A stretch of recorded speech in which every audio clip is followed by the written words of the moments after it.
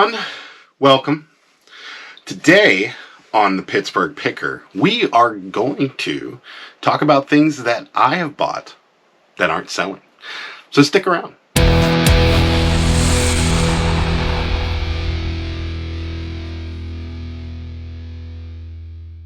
Alright, so first things first, this is my year anniversary on eBay. So 1 year in the books, first year selling on eBay.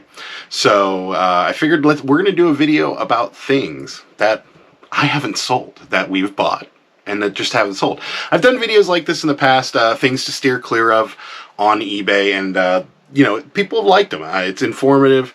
Might give you some ideas of things just to steer clear of so you don't make the same mistake we did. And, you know, buy something that's just going to sit around and collect dust. So, the first two, I have talked about before in previous videos, but they are a little special to me because they are they've spent a full year here, because these were two of the first things we bought when we first started selling on eBay. So we're going to talk about them real quick. First ones are these three little Sega Genesis games.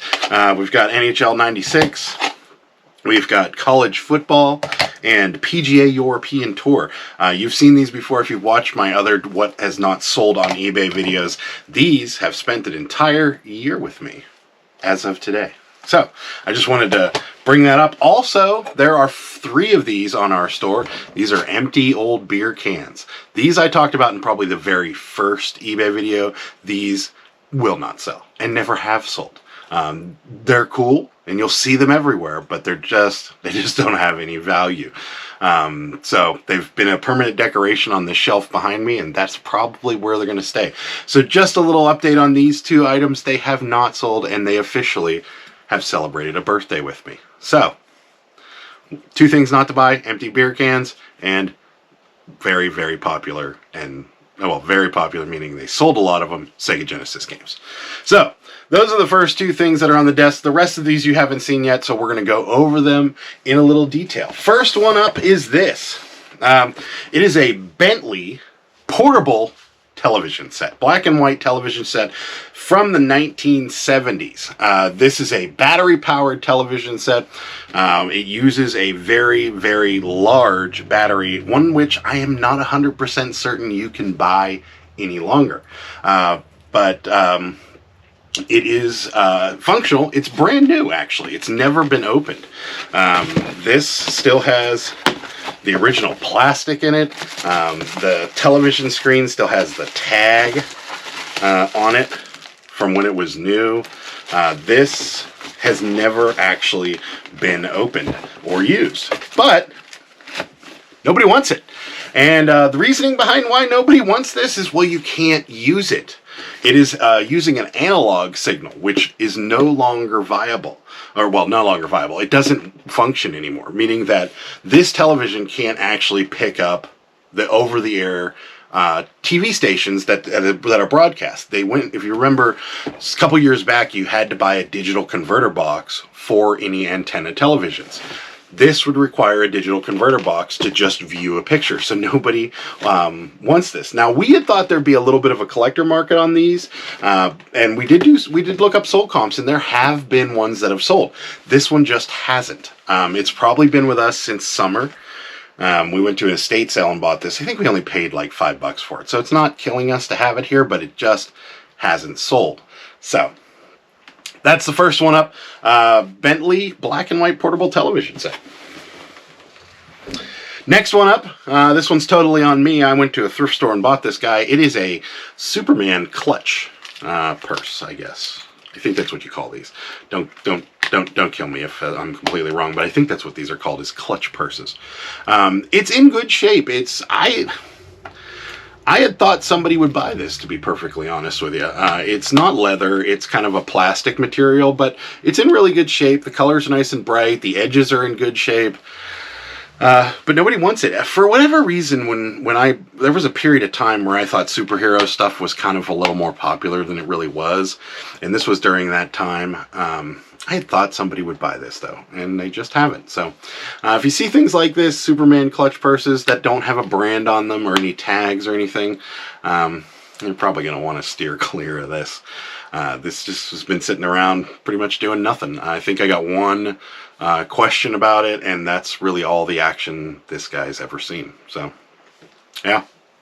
Steer clear of these. All right, next up is this. We bought 3 of these, 3 of them, Godfather 1, 2, and 3, completely sealed VHS tapes, thinking that somebody would want these for collector's editions, and we were wrong. Nobody has bought these. They are completely sealed. They are the digitally remastered version of The Godfather. This happens to be the 3rd one, which out of all of them is probably the worst movie. My family is of Italian descent, and they always say there's Godfather 1, Godfather 2, and that other movie that Pacino was in.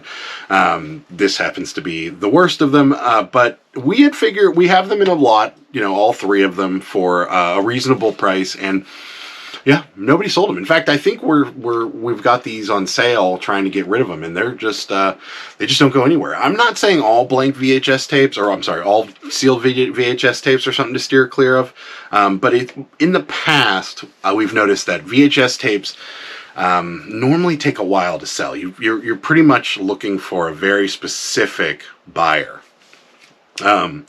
So if you do buy sealed VHS tapes, just know that, they probably will sell eventually, just like these will probably sell eventually.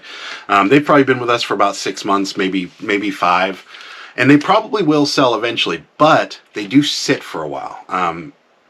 So that's probably what's going on with this one.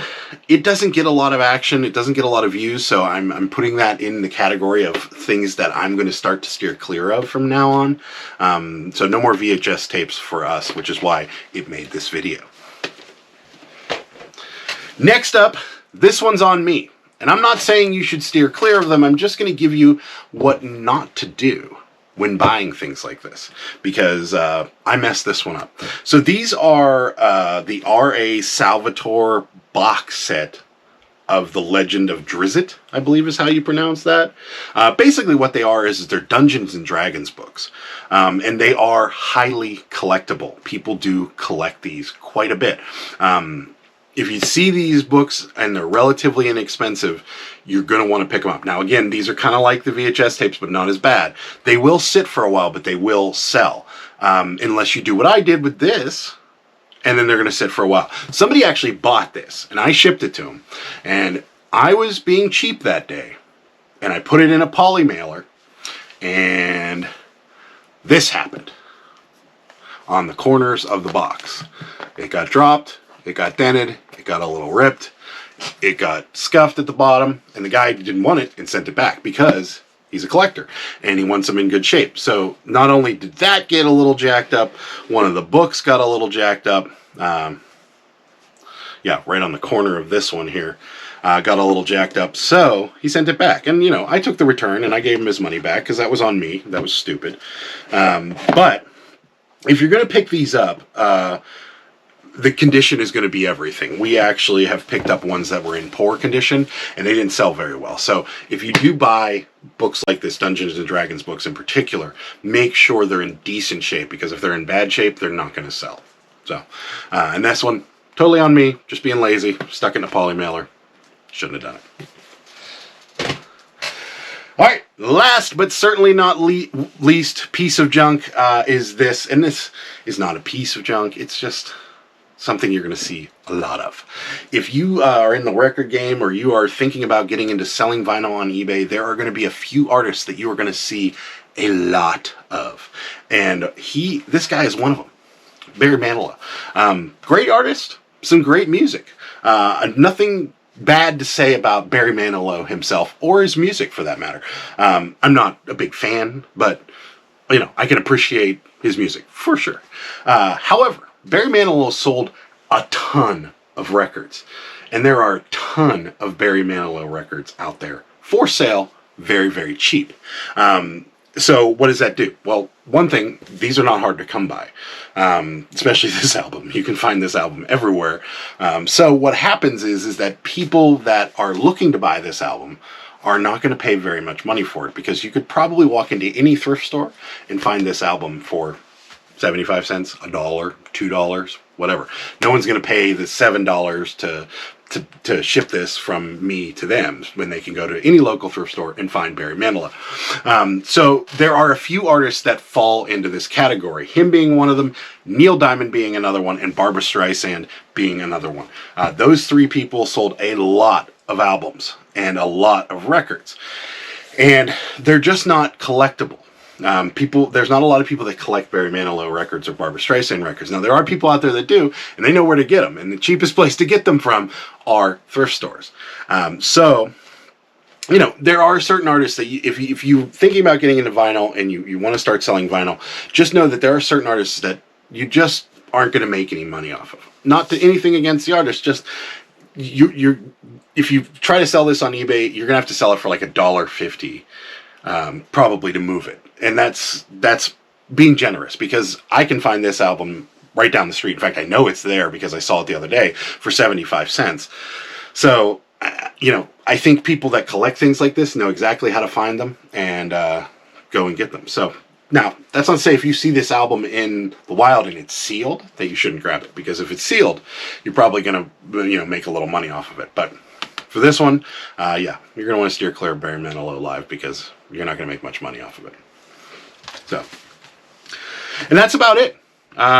There really isn't that much that hasn't sold, which is good, which means that we are starting to buy things that are turning over relatively quickly. You can see behind me, there's a lot of jeans behind us, and we have sold quite a few of them. If you do go check out my Instagram, you will see one of the last posts is actually all the jeans in priority mail A boxes sitting in my living room. So we have done pretty well there. So there isn't a lot of stuff that we aren't turning around. There is a few, and I wanted to just draw your attention to them today, and that's about it. So if you like this video, please give the video a thumbs up. And if you like content like this, or you like seeing people go to Goodwill bins or go to Salvation Armies, and we do go to garage sales in the summertime, then subscribe to the channel. And if you subscribe to the channel, go ahead and hit the notification bell. That way you know each and every time I upload new videos. And that's about it for today. Thank you so much for watching. Bye. Good day, sir!